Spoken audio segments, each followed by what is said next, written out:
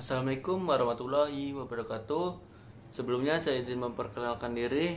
Nama saya Muhammad Dimas Aditya Faturrahman dengan NPM 224111008 dari kelas Manajemen 22A. Di sini saya akan menjelaskan materi tentang populasi dan sampel penyajian data. Selanjutnya, populasi dan sampel. Apa itu populasi?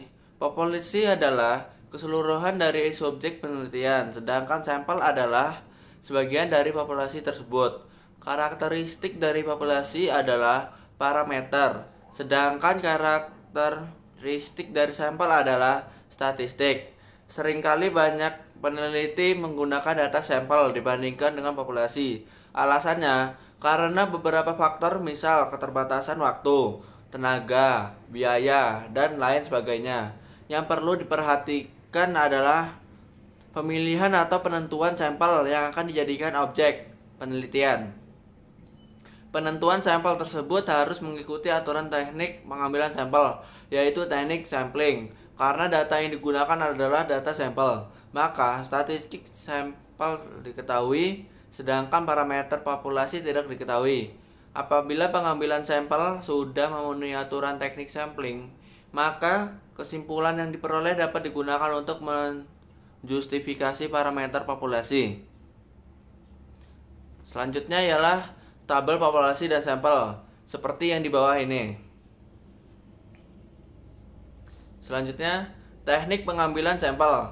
Teknik pengambilan sampel atau sampling adalah proses dan cara mengambil sampel untuk menduga keadaan suatu populasi. Teknik sampling dibagi menjadi dua jenis, yaitu probability sampling dan non-probability sampling. Probability sampling adalah metode pemilihan sampel dari suatu populasi dengan menggunakan kaidah-kaidah probabilitas. Teknik penarikan sampel di mana setiap unsur atau elemen sampling diberi kesempatan yang sama untuk diikutkan atau dipilih dalam sampel. Selanjutnya, berikut cara untuk menentukan ukuran sampel. Rumus Rovin seperti di samping ini, di mana N ukuran sampel, N populasinya, E persentase kelonggaran ketidakterikatan karena kesalahan pengambilan sampel yang masih diinginkan. Contohnya, populasi responden adalah seluruh pegawai Bank Negara Indonesia Palembang berjumlah 100 orang. Maka sampel yang kita ambil sebagai penelitian jika menggunakan rumus Slovin dengan tingkat kepercayaan 95% dan tingkat error 5% adalah N 100 atau plus dalam kurung 100 plus 0,52 N 80 orang. Jadi sampel penelitian untuk 100 orang dari tingkat kepercayaan 95% adalah 80 orang. Selanjutnya, karakteristik populasi dalam lingkungan statistik. Karakteristik dari populasi yang ada di dalam ruang lingkup statistik adalah mengenai kepadatan dan juga ukuran dari besaran populasi itu sendiri, yang termasuk di dalamnya ada beragam variabel atau parameter utama yang dapat dipengaruhi oleh beberapa faktor, seperti kematian dan juga kelahiran. Karakteristik dalam lingkup statistik sendiri merupakan sebaran yang ada di dalam populasi dan juga dapat dipengaruhi oleh adanya sebaran dari beberapa objek tertentu. Dipengaruhi juga oleh iklim dan cuaca, struktur dan juga umur dari objek yang ada tersebut. Selanjutnya, faktor-faktor mempengaruhi populasi. Yang pertama, natalitas, yaitu kelahiran. Salah satu faktor yang mempengaruhi populasi adalah kemampuan sebuah populasi untuk bertambah menjadi lebih baik, lebih banyak, sehingga terjadi peningkatan dari jumlah yang ia miliki. Yang kedua yaitu moralitas. Moralitas adalah kematian. Faktor yang mempengaruhi populasi berikutnya adalah moralitas, yang artinya adalah angka kematian individu yang ada dalam populasi. Moralitas sendiri memiliki dua jenis. Yang pertama adalah moralitas dari ekologi, dan yang kedua adalah moralitas minimum. Yang ketiga ialah migrasi dan emigrasi. Imigrasi juga menjadi salah satu faktor yang mempengaruhi sebuah populasi.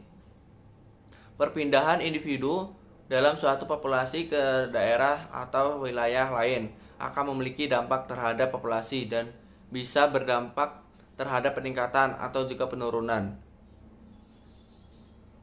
Selanjutnya, definisi penyajian data. Penyajian data merupakan salah satu kegiatan dalam pembuatan laporan hasil penelitian yang telah dilakukan agar dapat dipahami dan dianalisis sesuai dengan tujuan yang diinginkan. Data yang disajikan harus sederhana, jelas agar mudah dibaca. Penyajian data juga dimaksudkan agar para pengamat dapat dengan mudah memahami apa yang kita sajikan untuk selanjutnya dilakukan penelitian atau perbandingan dan lain-lainnya. Terdapat juga penyajian data statistik. Penyajian data statistik adalah suatu bentuk penataan data statistik agar data statistik lebih mudah dipandang dan mudah dipahami oleh pengguna data. Tujuannya adalah agar data statistik mudah dimengerti, mudah dianalisis, sehingga proses pengambilan kesimpulan dan keputusan berdasarkan data menjadi lebih akurat. Selanjutnya ialah jenis-jenis penyajian data. Penyajian data dalam bentuk tabel di samping ini biasanya digunakan ketika ingin menyajikan data secara keseluruhan. Karena salah satu kelebihan tabel adalah bisa menampilkan data dari unit-unit yang berbeda. Selanjutnya, penyajian data dalam bentuk tabel yang di samping ini biasanya digunakan ketika ingin menyajikan data secara keseluruhan. Karena salah satu kelebihan tabel adalah bisa menampilkan data dari unit-unit yang berbeda.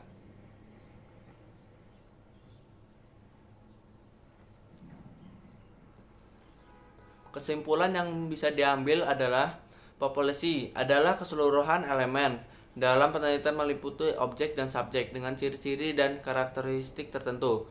Jadi, pada prinsipnya, populasi adalah semua anggota kelompok manusia, binatang, peristiwa, atau benda yang tinggal bersama dalam suatu tempat secara terencana menjadi target kesimpulan dari hasil akhir suatu penelitian. Populasi dapat dibagi menjadi 3, yaitu populasi berdasarkan jumlahnya, yaitu populasi terbatas dan populasi tak terbatas. Berdasarkan sifatnya, yaitu populasi homogen dan populasi heterogen. Dan berdasarkan perbedaan yang lain, yaitu populasi target dan populasi survei. Sampel diartikan sebagai bagian dari populasi yang menjadi sumber data yang sebenarnya dalam suatu penelitian. Dengan kata lain, sampel adalah sebagian dari populasi untuk mewakili seluruh populasi. Penggunaan sampel dalam kegiatan penelitian dilakukan dengan berbagai alasan. Penyajian data merupakan salah satu kegiatan dalam pembuatan laporan hasil penelitian yang telah dilakukan agar dapat dipahami dan dianalisis sesuai dengan tujuan yang diinginkan. Data yang disajikan harus sederhana, jelas, agar mudah dibaca. Sekian presentasi yang bisa saya sampaikan. Wassalamualaikum warahmatullahi wabarakatuh.